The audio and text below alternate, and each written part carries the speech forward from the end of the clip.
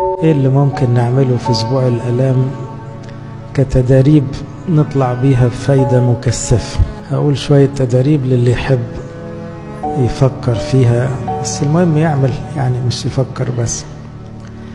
اول تدريب اقوله: اقفلوا التلفزيونات خالص من الحد للحد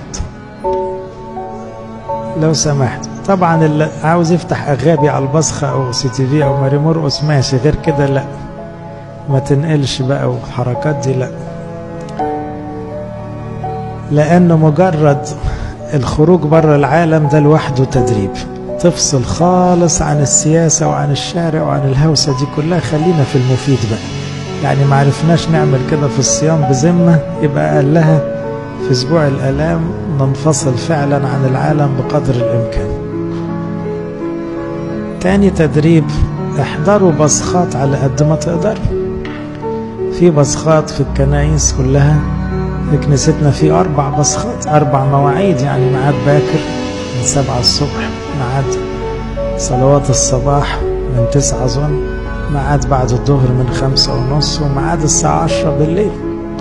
إنما احضروا بصخات على قد ما تقدروا. الوجود في الكنيسة لوحده تدريب، إنك قاعد جنب المسيح كده زي يوحنا اللي تحت صليبه، زي العذراء مريم، لازق للمسيح، مش عاوز تسيبه الأسبوع كله. تدريب ثالث: ما تتكلموش بقدر الامكان في الاسبوع ده، لانه احنا عندنا مشاكل مع لساننا كلنا، مش كده؟ خلونا في اسبوع الالام حريصين اشد الحرص ان احنا ما نغلطش بلسان، بحيث نقل الكلام خالص. ممنوع بقى الكلام في اي تفاهات.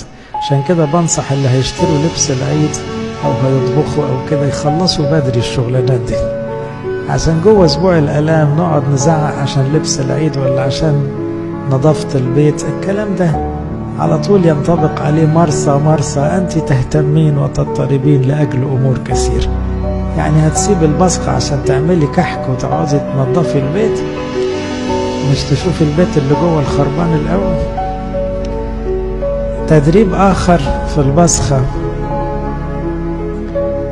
طبعا يقولوا دايما الإجبية مركونة الأسبوع ده على اعتبار مستبدلة بساعات البصخة، هي مش مركونة لأن فيها غلط. يعني أنصحكم كل يوم في البصخة تحاولوا تصلوا من 10 ل20 مزمور. اللي يصلي 20 هيخلص المزامير في الأسبوع كله. ممكن من الإنجيل لو صليت 20 مزمور يبقى كل يوم خدت لك 20 مزمور من أول حد الزعاف، تيجي على حد العيد تكون خلصتهم على سبت الفرح.